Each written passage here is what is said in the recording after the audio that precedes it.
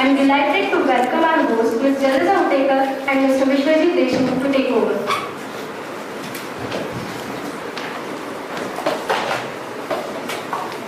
Good morning, everyone. My name is Jalita Utekar. And I am Vishwajit Deshmukh. And we are thrilled to host this much-awaited podcast session. Let's extend a warm welcome to our chief guests, Mr. Sanjeev and Mr. Mandar.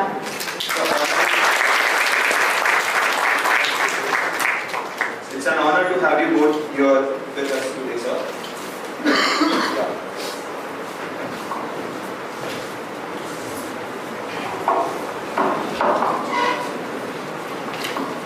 Without further ado, let's dive straight into the portals. But first, let us introduce our speakers. Our first speaker, Mr. Sanjeev Mandpe, holds a BE in Electronics and Power Engineering from NIT Nagpur and an Executive MBA from NMIMS Mumbai. With an impressive 29 years of experience in the automobile industry, he has excelled in roles spanning production, sales and marketing, product development, quality management, logistics management, and more. Currently serving as the HR Business Partner, Human Resources Business Partner at Mercedes-Benz India Private Limited, his technical expertise and leadership make him a respected figure in the industry. Let's give him a big round of applause.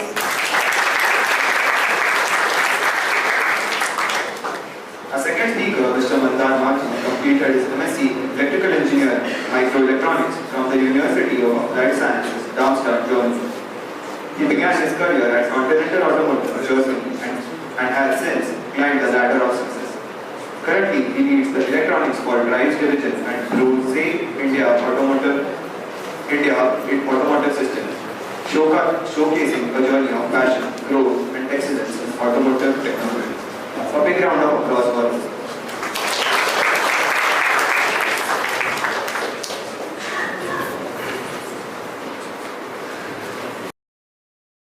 The questions we'll be exploring today have been thoughtfully curated from the eager minds of our first-year engineering students. We look forward to your valuable insights on these topics. Shall we begin? Yeah, we're fine. As we kick off this conversation, let's take a step back in time. Do you remember your first encounter with the corporate world? Internships are often a mix of challenges and excitement for us first-year engineering students. So, I think before that, I can say that, first of all, thank you, all of you. You are here today in such big numbers. And it's only in 1985 that I was sitting on the other side. So it's not a very long journey, but big round of applause to all of you to be here today. Thank you. So, the first corporate experience. I think my first corporate experience was before I joined engineering. So when I was in school, maybe just at the end of the school, I happened to go to Mumbai, and that time in Mumbai, there is a place called Trombay. And in Trombay, there was a big construction happening. And out of curiosity, I happened to go there. And that time, Tata Electric was constructing one of their biggest flue gas-based power generation plant. They called it that time Unit 5. And it had a capacity of around about 500 megawatts.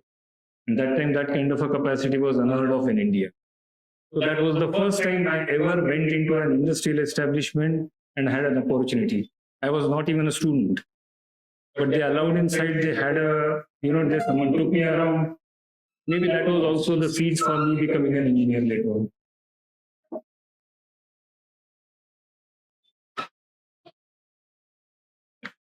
So I think for me as well, I mean, I have been visiting some companies when I was in diploma as well as in engineering, so on.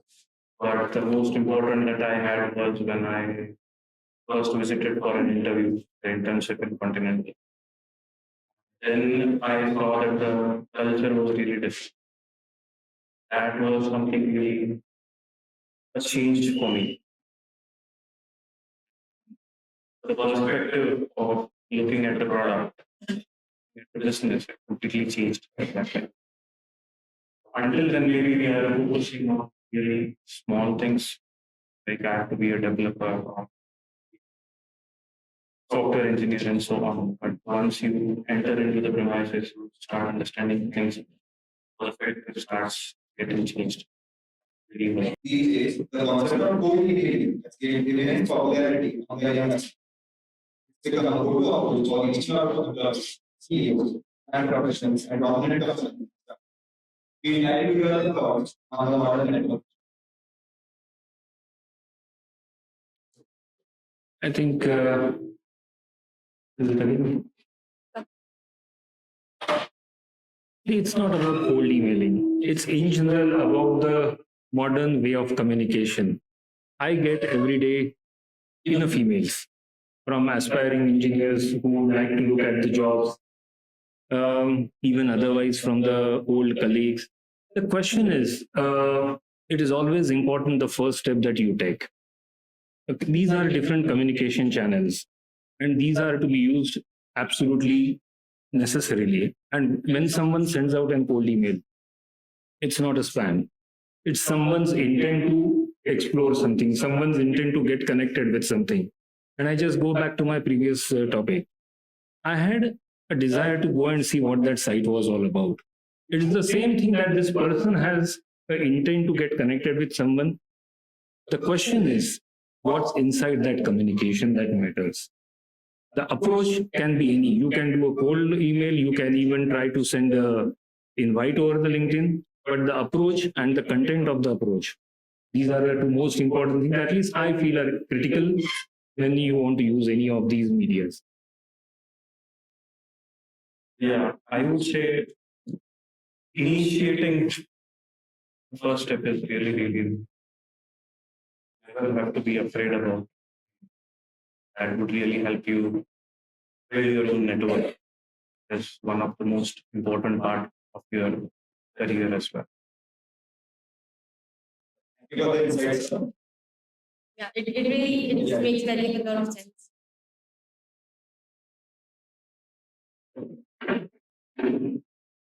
So,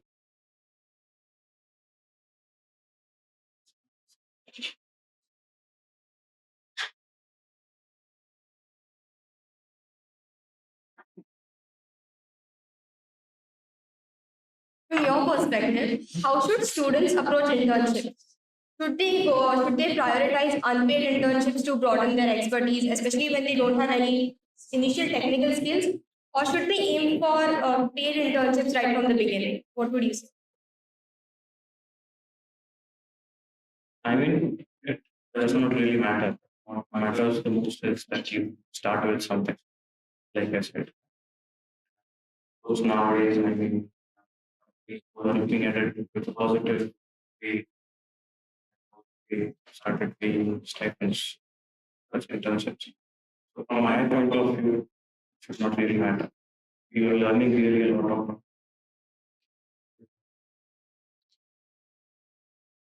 Why you want to do internships is a core question. Where you want to do internship is another core question.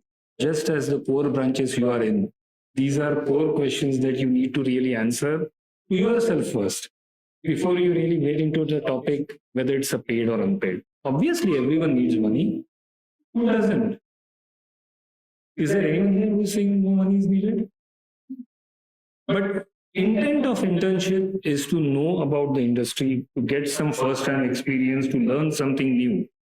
And this is, I would say, a root and a moot question than whether it's a paid or unpaid. Right. And as Mandar said, it doesn't matter at all. Rightly said, Sir, I think you are not convinced. no, sir. additionally, I would like to ask a following question. As most of the students sitting here are first year students, so we have very less experience. So, would you suggest getting a job in a smaller company to gain exposure, or would you say that we should directly approach to a bigger firm, so-called bigger firms, and we could, or should we transition from a smaller company to a large? Vishwajit, your question started by saying we are all first year students. You still have another 3.5 years to go. I think first things first. Focus on your these 3.5 years. I think whether you get a job in a smaller company or a bigger company, a low paying job, a medium paying job, or a high paying job, all will follow. I think important is to live today, work for today so that you can secure your tomorrow. And this is more important in my understanding. What you need to really focus on, the earlier question was absolutely pertinent. It should have been more, should we do internships? How many internships? Should we focus on our core subjects? What can we do to do that? Because these 3.5 years, you are never going to get back once you get into the job. You will always have 24/7. Just as the new technology allows you to do a cold emailing, connect with anyone, it also makes you work 24/7, whether you like or not. And okay, this is always a controversial subject. It's not about 90 hours. It is not about 70 hours. It is not about work from home. It's about today, the moment you are connected, you are connected. I hope. It's a bit brutal answer, but let's face. Rightly said. Yeah, I mean, at the end of the day, what would matter to you? Possibly the learnings we What get. kind of satisfaction, self-satisfaction level would you set? Comfortable life, where there is peace. Already, when you're doing Maybe peace, satisfaction of doing whatever we've accomplished in that day. what would bring that? I think prioritizing what we're doing in that day. Doing the thing which we love. Exactly. And having satisfactory results out of it, right? Yes, sir. Very clear. But those satisfactory results. And those daily satisfactory results are really, really important to keep you motivated throughout your career. Yeah. So whether or not you're joining a big company or a small company, focus on your daily smaller achievements. Yeah. This will really, really help you grow in your life. That I agree. Yeah. Take pride in small things. Make fun out of all small topics. It's not that boring. Yes, sir. Okay? Right, moving on. My next question is related again a part of engineering, first year students. So, in the engineering domain, primarily, someone who evaluates candidates for a prospective new intern or a new hire, what are the key insights and key details that you look for there?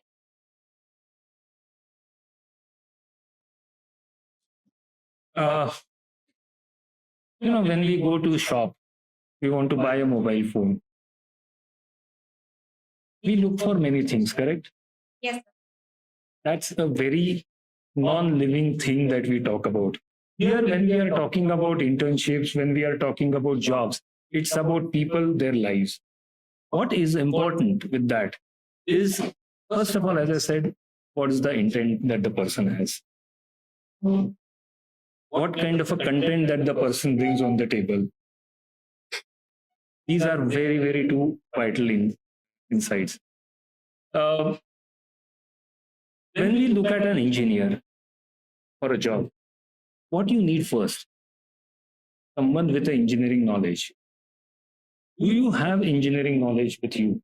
And it doesn't matter which branch you have. Are you able to hear? It's okay? No, it's fine. It's again going up. Is it something? Or you have a hand mic? I'm fine with one more. Yes, definitely. Okay, we can share this. That's not a problem. So,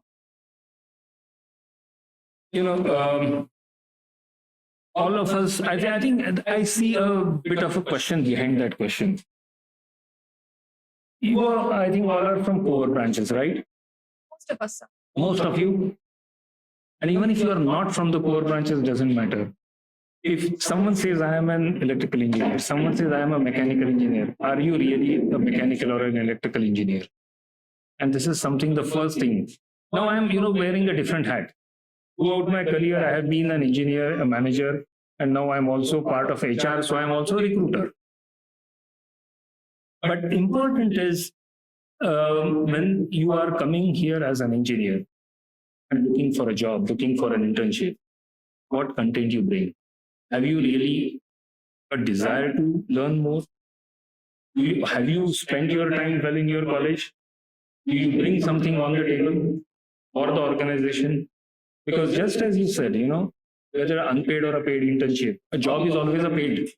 But then when you come and work, the organization expects you also deliver. And these are very, very important aspects that you need to consider. Yeah, but maybe for me, you can rephrase. Would like to continue with the answer in a different way. Yes. We can. Yeah. So basically, what would you look for if you were onboarding someone in your team, say, personally? What would you look for so that it will help us also build our skills and know what to aim for, what to stand for? I would say skills, good skills, open-mindedness, the opportunity for learning new things. This attitude is, I would say, really good. And to reach the first step of that, first step, how you need is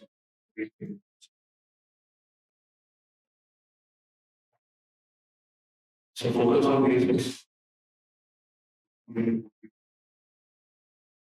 I think it's not that complicated. Don't overthink what you need to come with. Okay, it's very simple. You need to have core knowledge. You need to have attitude. You need to have something that burning fire from within to learn more. Because otherwise, why would we go for a fresher as an industry? Yeah?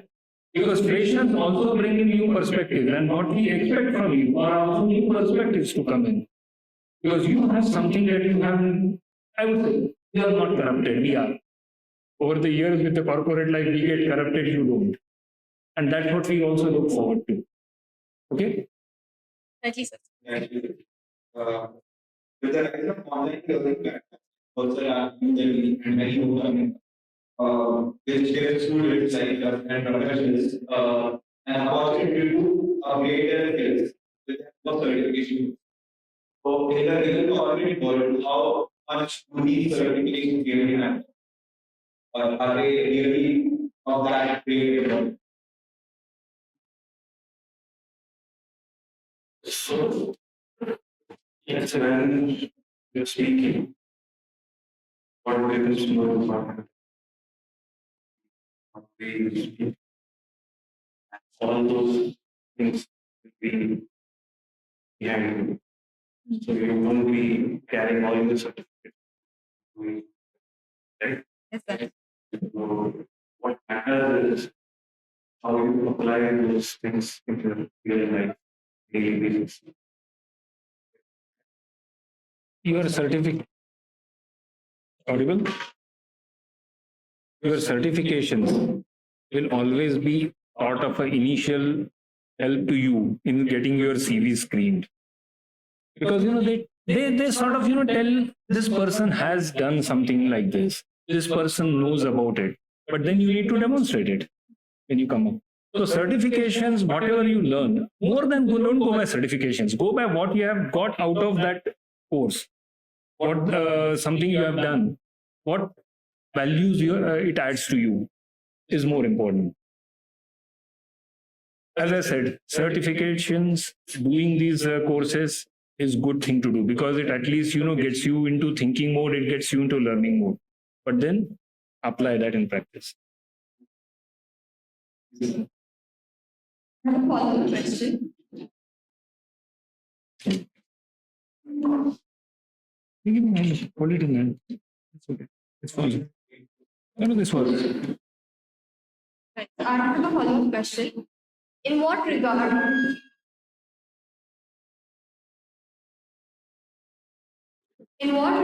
would you hold theoretical knowledge and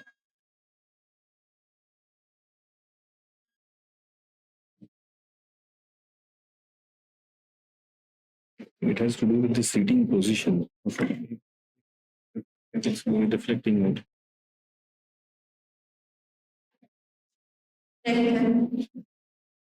Hello. Able to hear?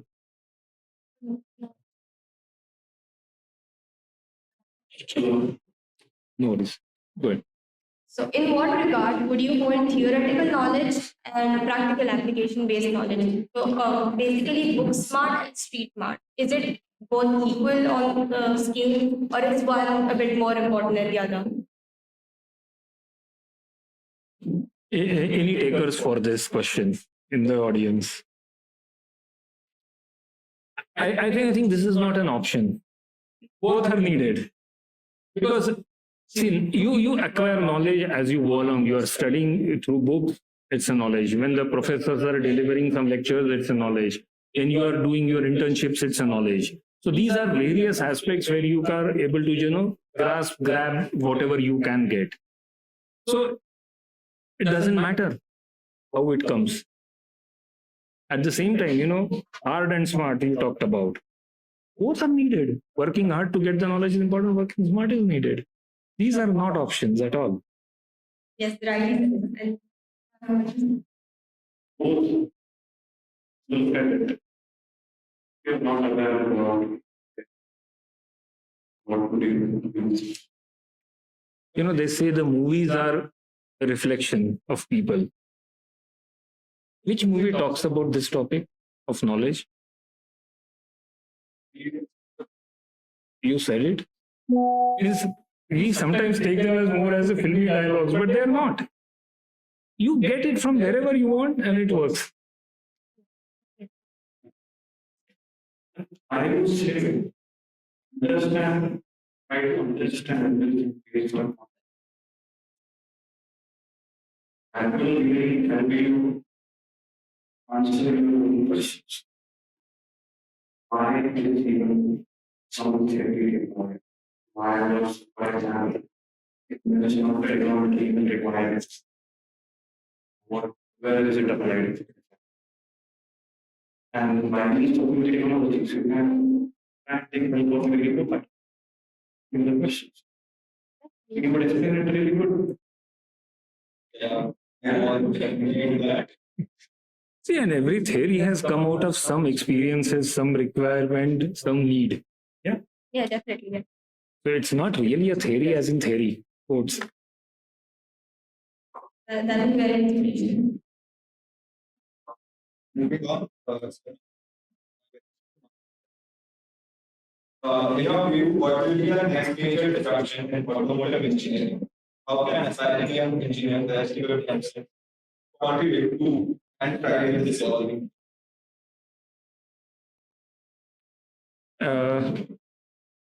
Okay, I'm not someone who can, predict the future accurate. But we all know there are multiple things that are happening in the automotive field. And I would not call it automobile, I would call it more as a mobility area. Because automobiles and mobility have over the years, have become more one.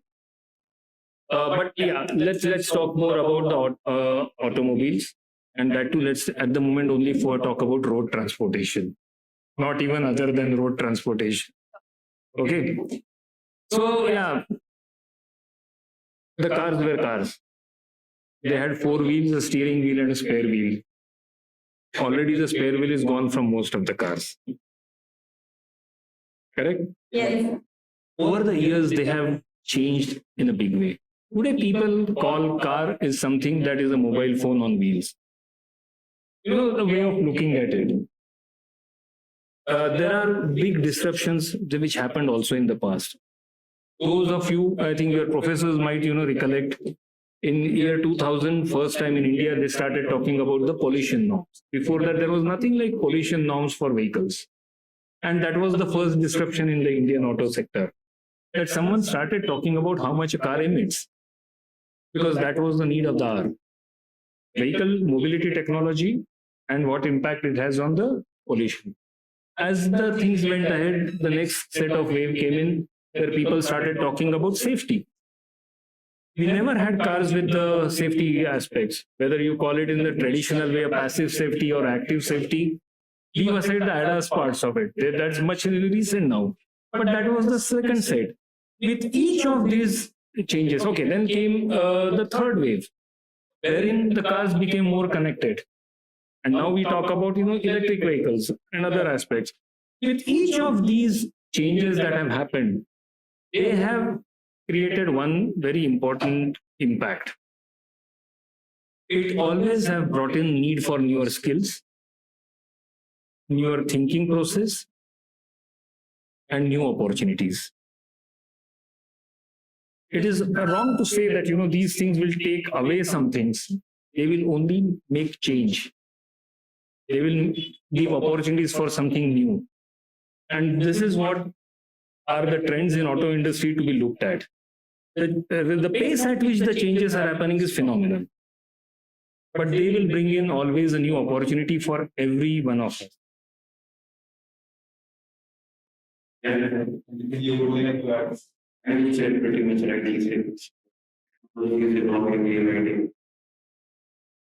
Let's say as well, number of transistors in the same area we develop these 2 years. It's happening every 2 years until now. And the more this will happen, the more aspects to it will change. The way we look at the past. Just to add, and see, it is more pertinent for all of you, at least, how you keep in touch with that new changes or those changes. How are you able to reskill, upskill, upgrade? But that all these words, to have a reskilling, you need already a skill. To upskill, you need a skill. What is more important is, again, coming back to the thing, what is there for next 3.5 years? Important. So what are the future growth of self-driving car? We look at the road conditions.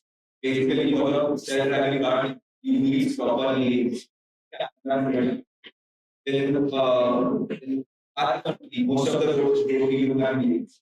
So, how will both your companies working on self-driving car, or is it in their agenda for the next 5 to 10 years? Maybe? You would like to. I think the question is to all of us, because today the development of vehicles is not just a forte of OEMs. Majority of these technology developments happen also with the traditionally what they used to call tier 1 kind of companies. But yeah, coming to now your question. I think every technology has a future. Yes, we can always say that with our traffic conditions, would the self-driving cars, would they work? Would ADAS work? I think these technologies need to be adapted for every operating conditions. The same algorithm that would drive a car in a European situation might not work in India. We need a different kind. We need someone who is coming from left as well as from right, or someone coming from the opposite direction as well, correct? So again, coming back to the previous one, this brings in opportunity. Though there is something developed for a European market or a US market or China, you will still need another development for the Indian market. See, it's all about how we look at opportunities into every aspect. On one side, you say, no, ADAS won't work in India. No, we are all bad, our traffic conditions are bad. No, but we can still make something happen.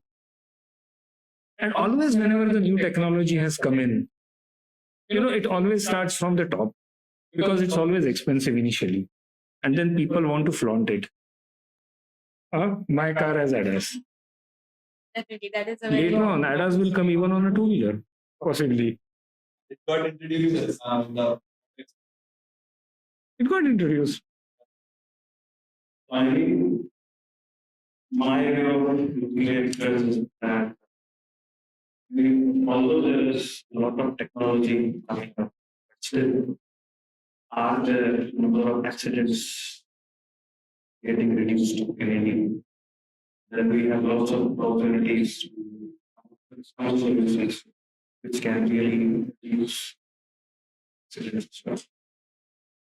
If not the automated driving, but maybe some kind of advanced drivers, but completely in another aspect of the existing ones. I'll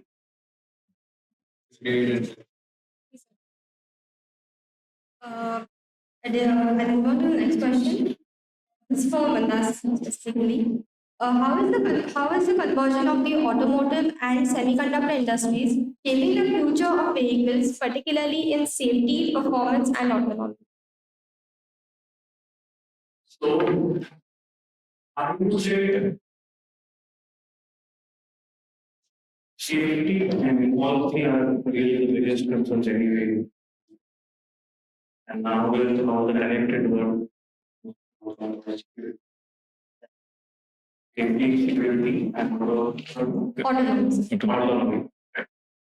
So, and somehow safety becomes part of autonomy as well, because something which is happening automatically, it's not that safe, because you will have control over it.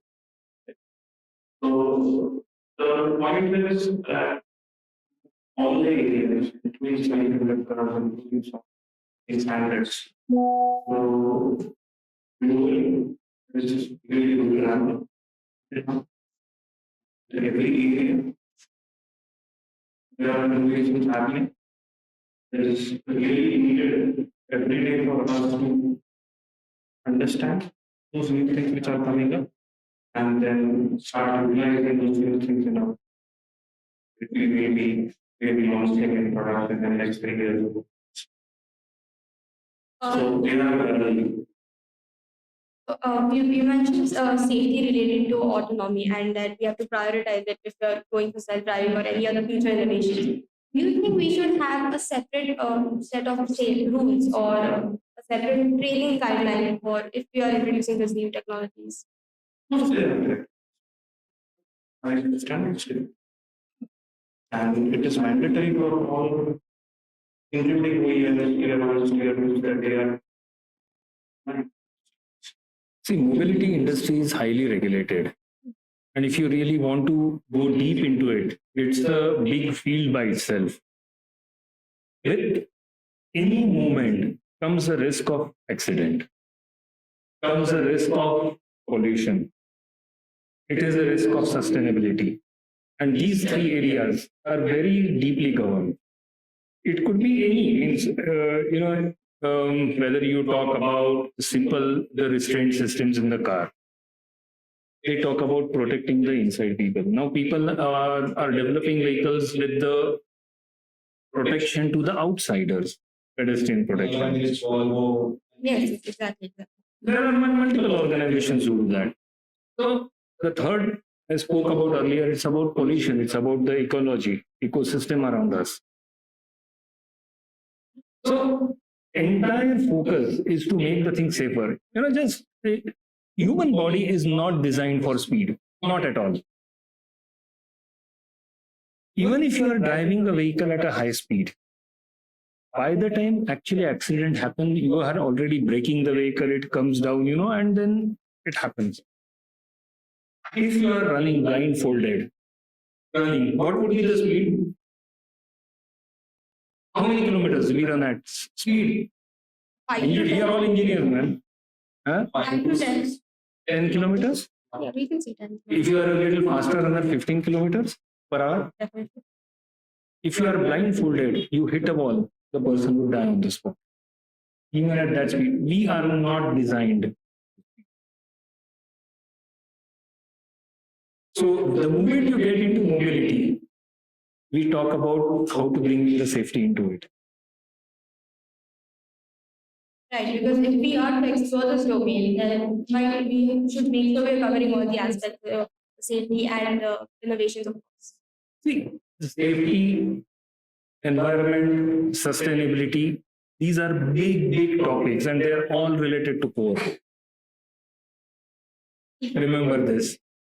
And these are opportunities. It's not about when the IC engines go away, what will happen to the foundry technology, what will happen to the castings and forging things. It is not about that, it brings in something else. And this is all engineering. Thank you. That was very good observation.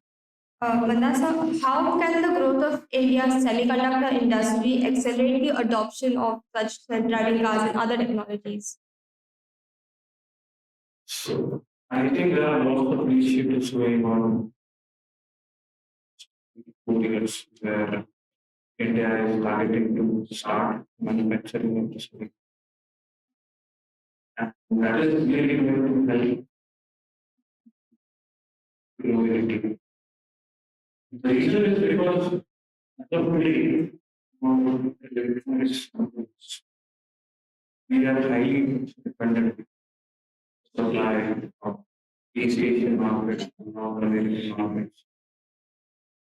And there are lots of duties that we need to pay. At the end, the part becomes costly. So the more this technology is developed in India, the better it will be for us. Because compared to the global innovations, and India is significantly a bit lacking, or it's a bit lagging behind, right? Or is there anything that we could do, like to get us up on that global scale as well? I would say, again, at the basis, it is all about Right. and the number of motors that we fit in particular area and event designing. Start with all of one thing. And if the basics are really clear, technology personality. Okay. And then it is about the infrastructure needed for the manufacturing, which with experience definitely will. So I just have a follow-up question. You mentioned that the cost of parts is higher due to the duties which we have to pay. So is this the only reason why a car which was 2 years ago selling for say that's 25 lakhs, today is selling at 22 lakhs or at a premium price? There are multiple reasons for that. It's not only about semiconductors. There are also material prices fluctuating. There are also currency fluctuations ongoing. So there are numerous effects that affect the pricing of the car. Maybe you can add on top of it.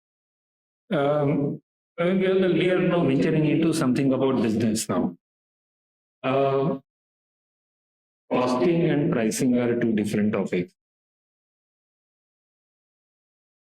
When you develop a technology, you have a cost of that technology.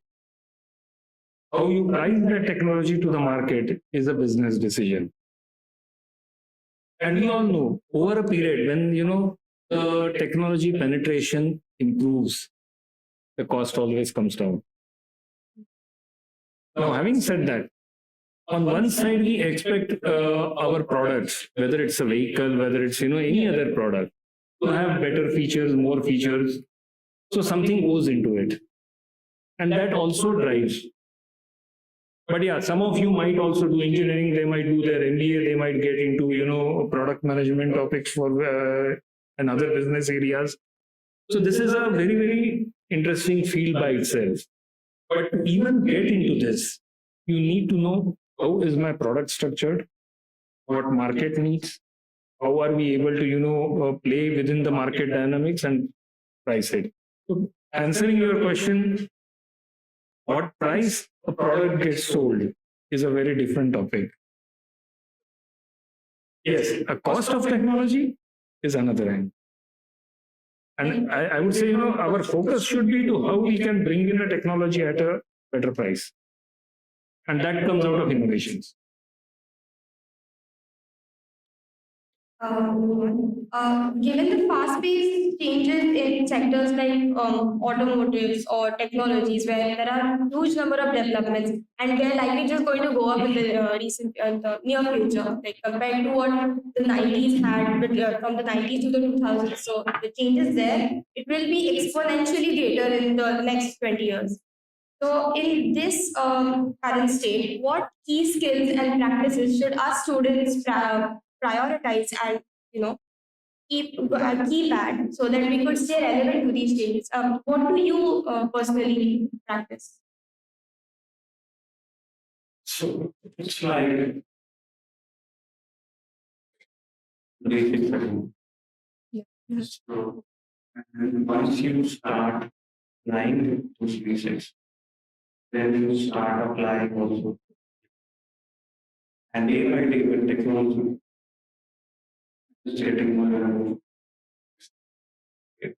So you have to read and understand about technology that is happening. But you also have to take care that how it is affecting the daily work. Because as long as you are not applying it in your daily work, it's just kind of a new coming that or in some cases. That's something good also. Okay. It's always when we walk, you put one step and then you take the next step. So what is critical is also to have a firm footing. You secure your current step, and then one has to always look at what next can happen. This will come out of inquisitiveness. It will come out of challenging oneself every time. Something is working well doesn't mean that it will work well tomorrow. Or alternatively, something else can be even better. So secure your current steps and always think that I would say learn more, add value to more. It's all the same thing. But that is going to be a key for these changes and to survive through these changes. I have another question. So, in terms of recent developments or newer technologies that come back, not all sustain in the market, or not all are particularly feasible or sustainable to go in the long run. So, do you have any tips on how we should identify which could possibly be more sustainable or more lasting, and then we could probably look more into that, study more into those? Siluja, can you give an example? There are some, because I am a computer engineer, I have that technology. There are a few say, programming languages that come up, like this is a good one. People start to study that, but then they find out that maybe it's not used much, or maybe it's just going to die down in the next future.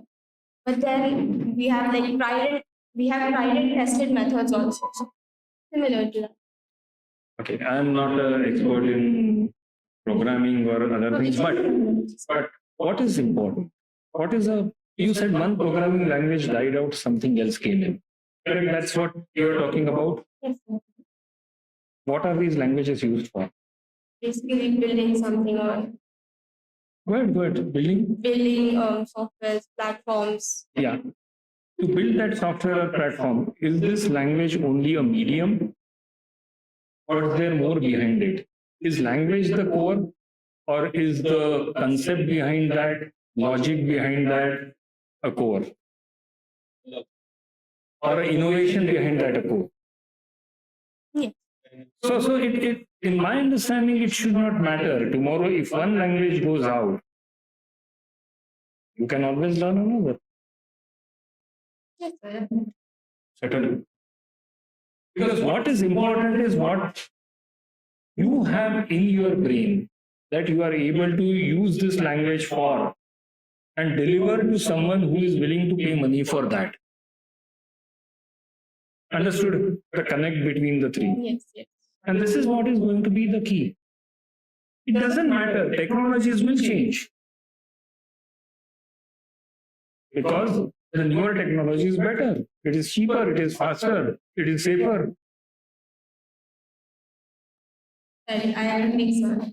It's better if we explore all the paths and we can get a greater understanding of everything. Explore, and if something changes, change yourself, adapt, course correct. Change is inevitable. Yeah, because it's not about, that I did my engineering and I stopped learning. It doesn't happen. It continues. Some people do it very formally, some do it informally, some do it at one go and stop, some continue this learning journey. And those who continue on this journey, they will definitely survive any kind of challenges that the system around us throws at us.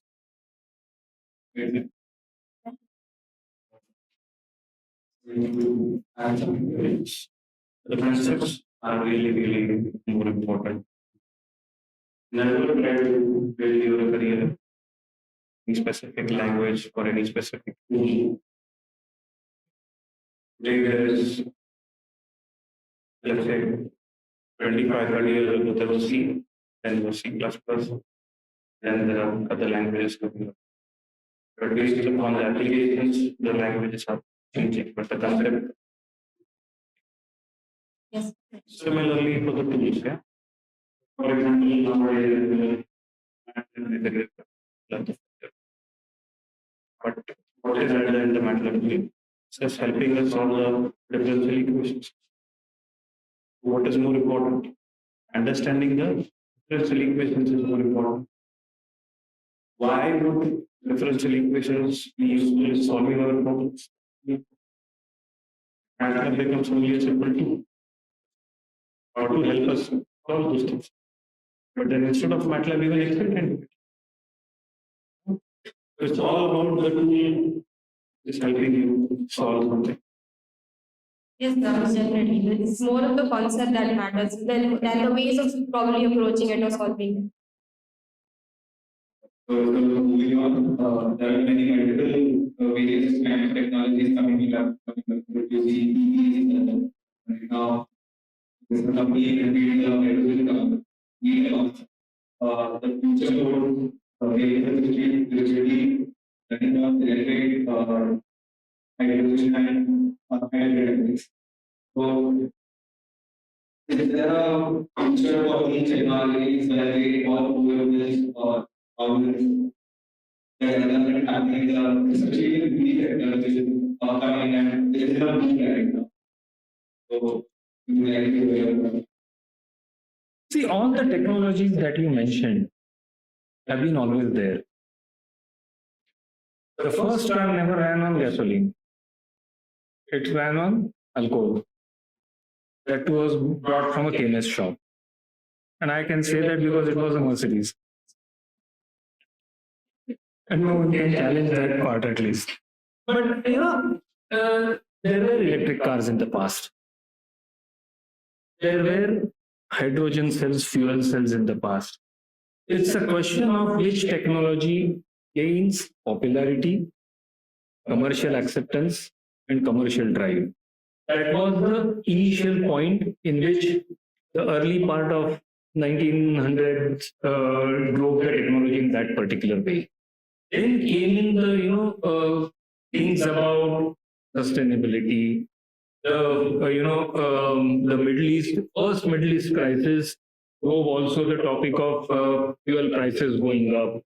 And this I'm talking about not the current Middle East topic, I'm talking about some 70-year back top issue. And then people started thinking what else can happen. The technology was there, but already the ecosystem was built for this. So entire manufacturing infrastructure was geared up to produce IC engines. And then, as I said, since it was geared up, there were economies of scale, so that was cheaper. So IC engine cars were cheaper to run. All the investments were already amortized. So it was the pure profit coming in. This is just an example. This is true for every technology. So now what is happening is, once again, the technologies like electric vehicles, hydrogen, okay, there are certain definitely core technology developments which have happened in them. But they are now again coming to forefront. They need to now come over and reach that tipping point where these technologies either get the acceptance of people, it can either be forced by regulations that a lot of countries do, You have laws which will say, okay, ban vehicles of a particular type, and something else comes in. Or these vehicles become economically feasible, or there are people who really think that it is good from the future perspective to run these vehicles. But all these technologies are going to, at least from the time frame that you all will be in the working career, would remain. So I don't think there is a risk that one of these technologies will go away totally. Yes, the share will change. Now, since you talked about it, let's talk about a car. In a car, you take away the IC engine and you put in electric motor. There is going to be a big change in the overall system around it, because today the suppliers are geared up for producing engines. How many cars are produced, by the way, in India every year? Anyone can raise the hand and say? 25. Well, any bidding happens, in the auctions. 20 is far too less. You're almost there. So 40 lakh cars I'm talking about. If you add 2-wheelers, 3-wheelers and trucks, how much? How much? Guess. 3 crore. In India, I'm talking about. So 3 crore vehicles, at the moment, the IC EVs are very less. So 3 crore vehicles have engines fitted to that. So that's currently the ecosystem around. Similar will be the topic of battery one day. Similar will be the topic of hydrogen one day. Now, coming back. So you take the things out. You could have only one engine, and then you have what goes? To axle. Something goes to axle, right? We are all engineers. Okay, there is a differential in between. Then there are propeller shafts. Then there are drive shafts. Correct? There is gear. All those things are going away with EVs. But then something else comes with the EV. With the overall, I would say the weight distribution of a car changing with EV coming in, the way your chassis or way your body structures are built will undergo a drastic change. So something goes away. For these many years, the chassis was a very dead kind of a technology. It was there for last 100 years. And suddenly it will gain momentum, because with this, the entire vehicle dynamics change. Has anyone seen G-turn video? Yes. Yes. Huh? Yes. Yes. What is it? I'm not marketing our company, but In the tactile mode, the vehicle can turn 360 degree in the same. a vehicle turns like this on spot, right? It's a real vehicle. It's there in our plant. We are selling it now. Yeah. It is only possible because of the electric drive. Why? Because all 4 wheels have got different motors. They turn in different directions, and you are able to have a dynamics of the vehicle change. So the point is not about Mercedes is doing it. The point is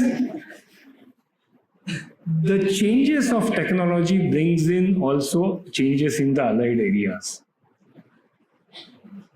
So yes, a big change will happen in conventional areas, so-called conventional, but something else brings in opportunity. I would say the vehicles will be still there.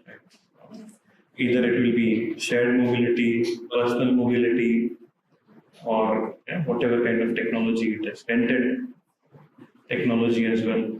But then there will be, let's say, enough. There will be enough challenges to be handled, and I would say we should just start preparing ourselves on daily basis.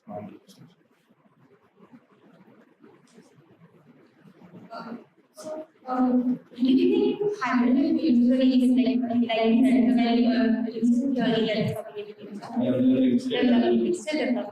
do you think it would represent the future of sustainable transportation, or will EV inspire industrial limitations continue to dominate? So with hydrogen, what I have understood until now, there are 2 things.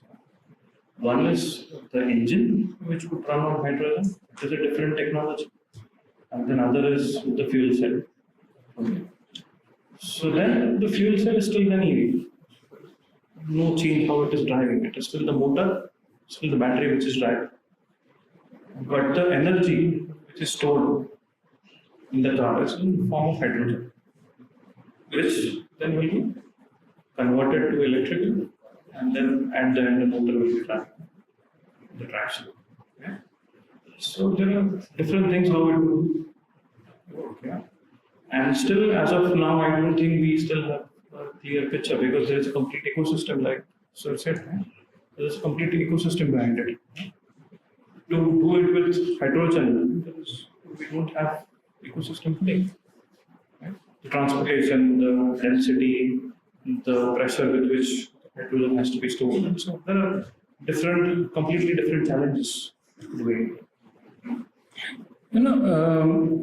There is something called as recycling, and this is gaining much prominence now. Why? The conventional cars or conventional products which are made out of steel, which are made out steel as in metal. There has been a very defined way to churn that by way of a recycling technology. The moment you get into also new technologies, you will have different set of challenges coming in. And we will also have to build an entire value chain across it in terms of how those things are also happening. So today battery, disposal of a battery, I'm not talking about the car batteries of now, even the normal battery recycling is a big issue. Again, it's an issue, but then it brings in opportunities. Come with innovation that is going to help this process. Automatically the costs start coming down. The tariffs and duties that are put because some of the products could be non-recyclable, which brings in high cost, then they start coming down. So these are the things that we need to aspire to look forward to. And again, all the topics again are about core. Yes. So we were discussing so many things, right, about EV, hydrogen, and there are very big players like Mercedes in the industry. Like we are aspiring to start startups. But can you suggest some fields where we can work? Because these companies have got so many resources. But is there any field where we can start a startup and basically contribute and grow bigger? And startups do that. Any field. Have an idea, develop it, sell it. Because you talked about startup, you talked about innovation, right? With the question, any idea can be developed, it can be sold. There is no limitation to the field of startups today. The opportunities that you have today are far different from those 50 years ago or maybe even 25 years ago. The acceptance to new ideas is much better today. The possibility to get funding for new ideas is much better today. And that's the reason. Don't limit yourself to a particular field. If you say, I have an idea in this particular field, just go ahead, develop. Because we just spoke, there are multiple opportunities that we have. We have opportunities in almost every aspect of engineering today. Every aspect of engineering. So why limit one's imagination? And the second? I mean, just during our discussions, we talked about a lot of challenges that we will be facing in upcoming years. So just define what kind of challenge you would like to take, what kind of solution would you like to prepare for that. And for every new challenge, there are multiple different solutions which can be built for that. So identifying is more important, and then solving those problems or solving those challenges is another part. And the second question is from different perspective. If you are joining a company, so first of all, if you are pursuing higher education in doing MSc or PhD, it's basically you are getting into research maximum. It's not competition. But India doesn't have all the Indian companies do not give funding to R&D. That's what I feel. Companies like Mercedes give much money to the R&Ds, but in India they do not give it, and that's why I think Indian companies do not produce quality products. So what are your views on it, and will it change in the future? I think this is a highly objectionable question that Indian companies don't produce quality. See, everyone produces quality today. Quality is now a hygiene topic today. And since you asked this issue, if you really think how the industrial growth started, first of all, someone started producing something. So are you able to produce became the advantage. Then, when the demand started growing up, are you able to produce more became the point of advantage. And are you able to produce was always given. Then the competition started coming in. Then they said, are you able to produce better than the competition? Here, the first time the element of quality came in. So first, second, and the third step, there the element of quality came in. And we are talking about the time before First World War now. In times. So afterwards, when the competition became intense, more and more people started producing quality. Then out of the two quality, which was the cheaper quality? Cheaper as in terms of money. So first time the money element came in and quality became a hygiene. After everyone started producing all good products, I'm not saying only vehicles, with good quality and almost at a similar price, then started coming in what is going to be the differentiation that you are going to give in. See, this is the way the overall commercial aspect of a business started changing. So coming back to your point, the quality today, I think almost every company produces quality because we all want quality products. We have last, I would say 25, 30 years, this country has seen openness. We have been exposed to everything that is best in the world. And I think everyone aspires to produce good products, quality products. Yes, coming back to what Vishwajit mentioned, the pricing of different products could be different. The need of quality and the price that you are willing to pay for that quality could be different. But the basic quality doesn't change. It is there, it's given today. I think that's my take. Why I ask this question particularly, all the trends, all the innovation mostly comes from the European countries and US. Sorry, I missed that part. You came from the perspective of where innovations came from. Yes, I'm not I think your professors are more qualified because they come from now educational field. And our education system always is debated, is it really fueling innovation? I think I leave it at that. I don't want to really comment on it. I'm not qualified for that. But today we have enough startups. We have enough innovation in the country. Today, the kind of innovation, now coming back to our automobile topic, the two-wheelers, electric two-wheelers, the Indian electric two-wheelers are one of the best in terms of innovation. The best. Today, even lot of trucks don't have a self-cancellation, right? When of these turn indicators. Electric two-wheelers have self-cancellation. I'm giving a very small example because I have a Ola scooter. So, they put a patch in the OS, they came with that Move 4, and then, it all automatically started giving the self-cancellation. Innovation. Did it come from somewhere outside the world? No, it came from within. When you mentioned Ola, actually Ola is... Let's not talk about brands and other things. Why I'm saying, because it gets into a different kind of topic. But the point is, there is now enough, I would say, impetus to go for innovation in this country as well. And coming back to the start where you said, which area we should innovate? Any. Finally, the intent is to finally come with an idea, develop the idea and find someone who will buy that idea. and sell that idea. First of all, as a fellow glass putter owner, I completely understand your point and I accept it. It's great. My question might be very specific, but I understand that there are, especially in the first year, I know many people who are huge fans of Formula 1.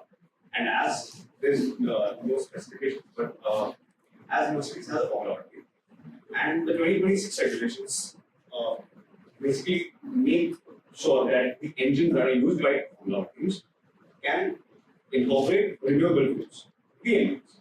Now, my question is, as many of the innovations that have happened in Formula 1 cars have then later been incorporated into normal road cars, how long do you think it will require those renewable fuels to come into action and be ready for normal? You hit absolutely the right spot. For those who are Formula 1 fans, maybe say 10-15 years back, what was the size of Formula 1 engine? A V10. Roughly how many cc's? 3 liter, 4 liter? 3 liter. Today? 1.6 liter at the best, right? Okay. 20 years back, a performance car, what was the engine of a performance car being sold in the market on road? You and me could buy. Same? A 3 liter engine? Today, a 1.2 liter engine churns out easily 150 horsepower. Yes. So there is hardly any time between that technology coming into the... See, all these performance sports also help in proving a technology. Most of the space missions have helped in proving a technology, and you can bring in the technology here. So all these, extreme areas, extreme ideas, it hardly takes time because, it helps. Simple, by reducing engine sizes from 3 liter to 1.4 liter, you have gone up in fuel efficiency. That much pollution has come down. See? The structures of the Formula 1 car, the crash is the same. Some technology coming here, it hardly takes any time. So it is not that the technology will come after 10 years or something. It immediately comes in. Yeah? I have a question for NASA. How we talked about innovation, electricity. How does the innovation regarding maybe R&D or inspiration, how does it work in using So it is similar, yeah. So the only things are that we really have to identify the current ongoing challenges and then what would it take us to solve those, yeah. And most of the time it is the necessity for us, yeah, to come up with something that we can really sell, that can really add value to our product that we are selling, okay. And we have to focus on such things. Otherwise, I mean, we would get saturated and then there won't be any new products coming out of it, right? So there is a lot of, let's say, research and development going in the background before even the products are hitting the roads in that case, yeah? And so I would say the organization today, whoever it is, whether it is an Indian company or a foreign company, they are so doing innovation a lot. So the number of patents that India is filing is rising, I would say year by year, year by year, and which is really also helping new technology to be brought on the road, and that too pretty much quicker. Yeah? Because I think electric two-wheelers is, I would say, the fastest way to bring that new technology on board as compared to maybe passengers. If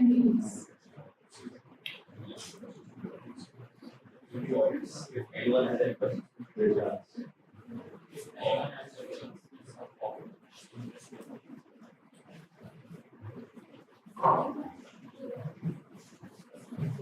Right. If anyone has any questions, please come forward. I guess.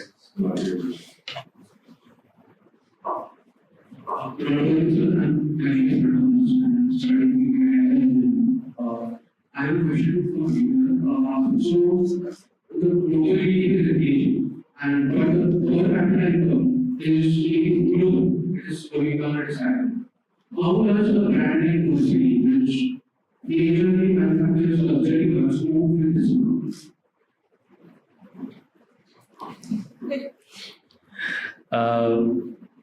I don't know if really the per capita income is reducing or increasing, but yes, GDP is increasing. One. Second, a brand like us, or for that matter, the automotive industry, needs a growth. And this growth also comes out of the aspirations of people. And when the aspirations are there, backed by the economic growth, we also see a market development happening. And market development happens also in cycles. So economic cycles play a big role into all these aspects. So we are definitely looking at the emerging markets. India is one of the very focused markets of Mercedes today. And since you talked about in your earlier questions, what are the activities? So we started here in 1995 with a manufacturing plant, which was a very small manufacturing plant, which is now today a full-fledged setup. But also as we went along, Mercedes-Benz realized the potential of this country, and we also have Mercedes-Benz Research and Development India, if you know. It's based out of Bangalore and here. And more than 10,000 engineers work for it. And, I can very proudly say that every Mercedes car which is made, sold anywhere in the world, there is a design development link to India. So it's not just an offshore, outsourced center, it's a core R&D center that is here in India. So coming back, when such centers are coming up in India, more and more people or companies are setting up things in India, overall affluence increases. Overall desire to buy better products, newer products increases. And that is where not just Mercedes-Benz, but everyone looks forward to them.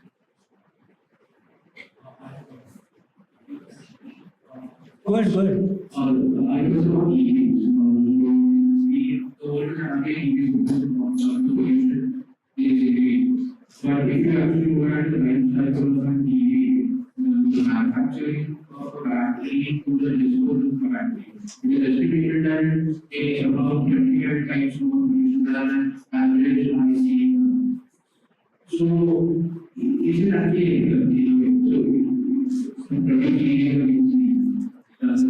Yeah, I'm not really qualified to answer on this question because I don't know full facts, first of all. But as I mentioned earlier, there are multiple regulations which all countries have put in place. And it is important that, whosoever is into whichever business, they need to follow that.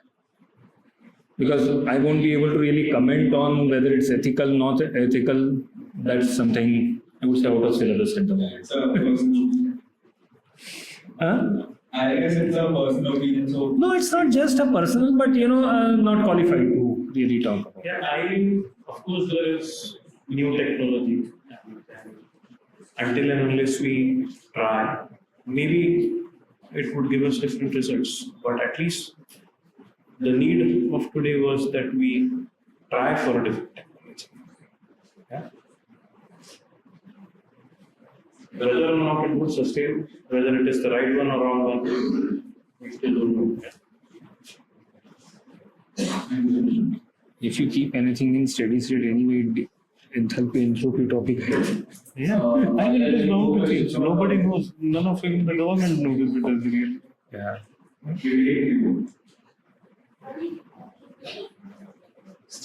So we'll be more than happy to answer your question. Yeah. So let them know. That's fine. So this question is for me answer.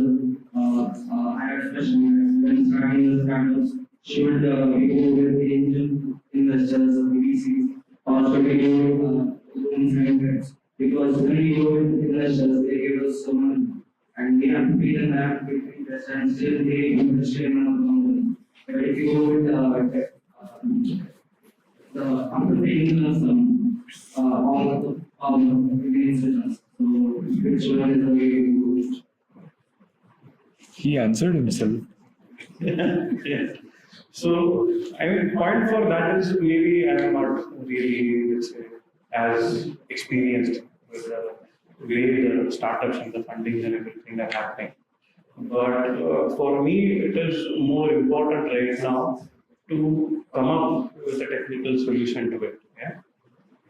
At least that won't need funding for you. Yeah? What is important today is to, let's say, identify the challenges and come up with the solutions for those. Yeah?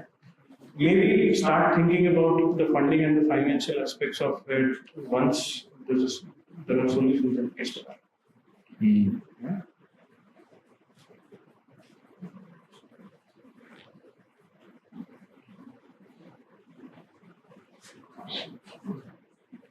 Because my issue is that should we build the startup in our colleges? Yeah. Because my issue is that should we work with startup in our colleges? Yes, why not? I mean, I have seen really big companies. I won't name some companies, but there are some tier 1, tier 2 suppliers, and they started their companies in colleges, and now they are really kind of doing million-euro business, maybe more than 100 million euro business a year. Yeah? So,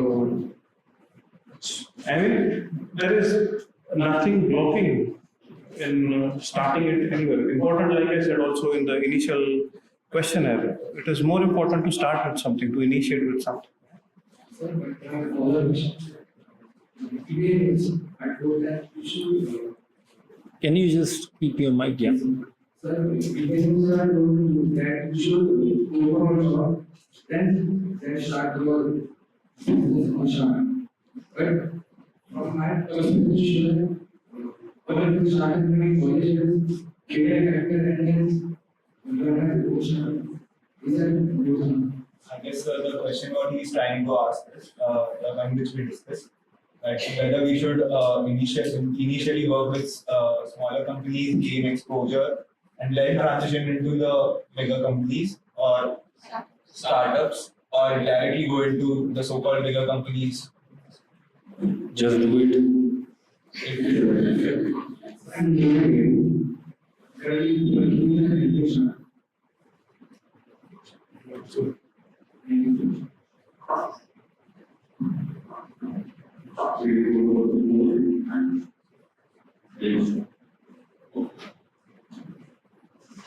Good morning, sir. So my question is that as we are currently facing on AI, so how are companies investing in AI, or what the future holds for engineers like us who are currently studying artificial intelligence? That's my question. Finally, someone from engineering side only developed this AI, right? That's one. But more importantly, what we have been talking about for last, since morning today, is any challenge or a change in technology brings in certain opportunities. So even if tomorrow AI becomes more prevalent, it brings in certain different opportunity. Are you able to really stay in tune with these changes? Are you able to adapt to these changes? Are you able to, recalibrate yourself to meet these requirements is what will matter. If it doesn't, yes, the times will be tough. I'm not saying they will not be. They will be tough for those who are not wanting to change. Because we talked about since morning only about change. That is the only constant we have. Rest are all variables. So there is no major job shortage they are saying because of AI. Some other job will come up. A particular type of job might be going down, but some other kind of a job will come up. Are you then able to have those skills to do that job? Okay? Just to check with these, how many of you are even using AI in the daily life? We want it. We need We need it, huh? Then my second question, is it really making your life easier? The second part of it, is it making you more, let's say, dependent on it then? Would it be then possible for you to solve your daily challenges without the AI after some years? Yeah. So there are also, let's say, two sides of it, yeah. So it is up to us how much we start depending on the technology for its usage. Okay. So don't be really highly dependent on something. Utilize it, utilize the more advantages, utilize it for making something more effective, more better, but not be really highly dependent upon it. At least I would say for next 3 years. Afterwards, it's up to you how you utilize it. Yeah. I have a question. I'm really interested to a bit more of an education topic, I would say. So you have an executive MBA from NMIMS, and you have MSc, US stuff. So, postgraduate education is a very crucial step for career advancement, as most would say. So, what are your views on pursuing postgraduate studies in today's professional landscape? It should be, should we make it an important aspect in our career journeys, or we focus on directly going for jobs and more applying that knowledge that we learned during our practice? From my point of view, I would say this be. Hello? Hello? Thanks. So, from my point of view, I would only recommend that just don't let anything stop you from working. Yeah? So, if you get any opportunity, just grab it and go ahead with it. Yeah? So if you have an opportunity for a really good course, which you think which would help you for your career, go with it. If you think you have an opportunity to work with a company which can grow your career faster, go with it. At the end, it is up to the options that you identified in the right way and then capitalize on it afterwards. Yeah? So there is no one single path which would lead you to success. There are multiple paths. There would be failures. Don't be also afraid about making a failure. Never be afraid about it. Yeah. If there is a failure, it's okay. You just failed, you learned something out of it. Move on. There's no single way of building a career here. Yeah. Just because, let's say, in my case, I had an opportunity with a particular course, I did it. But when I was doing it, then I had a different opportunity. Yeah?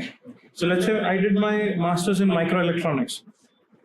My internship was in motors. So it was again a 180-degree phase shift for me. Yeah?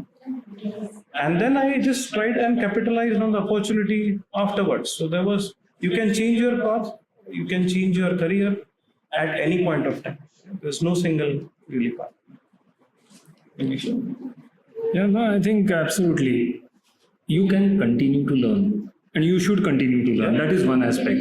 Whether you do a formal education or continue to learn informally, that's a different thing. Yes, if you have done your engineering, the next year you go for your postgrad, it's easier because you are in the habit of formal learning. But always, it depends. If you feel after a few years, I want to once again go back to college, do that. I did my MBA when I was 37. Yeah. But between my engineering to my age of 37, I kept learning many other things.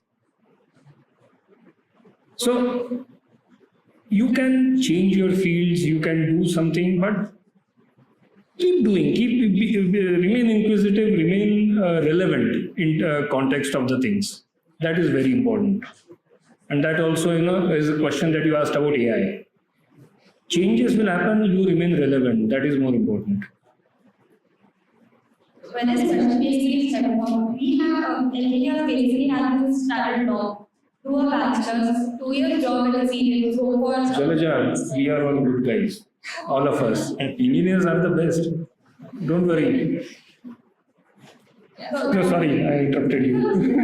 That is, we have started from and we don't know what I say. So that's just 2 years job experience, go for a master's in 30 years. Or some people, directly when they are doing their 2 years of job experience, they continue with their working, they continue getting promotions, working directly going in that field. But sometimes some would say that for a certain part of their advancement in their career, they need that master's certification. See, if you link education with the advancement in career, it might not happen or it can happen also. So don't link the two things together. If you feel you need to have something, go for it. Because there is no guarantee that if you do your masters, you will do better in life than someone who has not even done graduation. Yes. So that's getting into a little more philosophical part. But if you feel, just go ahead. As Mandar said, keep doing. It does all boil down to how you're upscaling yourself. How you put it in practice is essentially what matters at the end of the day. And making concept transformation. And I come back to my first comment. Live today. Don't waste what opportunities you have today. Here in your institute, around you, rather than, okay, obviously right to worry about future, but you can't predict. But you can shape the future with what you are doing today. That's what I would say. Thank you so much, sir. I think we need to understand. It's very easy. So the question would be, we recently came across the news of ABM going bankrupt. And over the years, we have seen the trend of many companies going bankrupt and not being able to sustain in the market. So my question, two questions going to both of you guys. First would be, what changes have you seen over the years in the automobile industry? Because me, myself, I'm sort of an automobile freak. Buys cars, I love them. So let's say tomorrow I go and establish a startup, and I give advice as to how I can sustain that startup. And the second would be, what changes have you seen in the automobile industry over the years in cars, bikes, and whatever? And what has made the companies sustain and keep themselves in the market for a longer period of time as compared to some other time? There is no formula. Right. Means you talked about one name. There are even bigger giants who went bankrupt. They filed bankruptcy. But two aspects. One is going bankrupt, filing for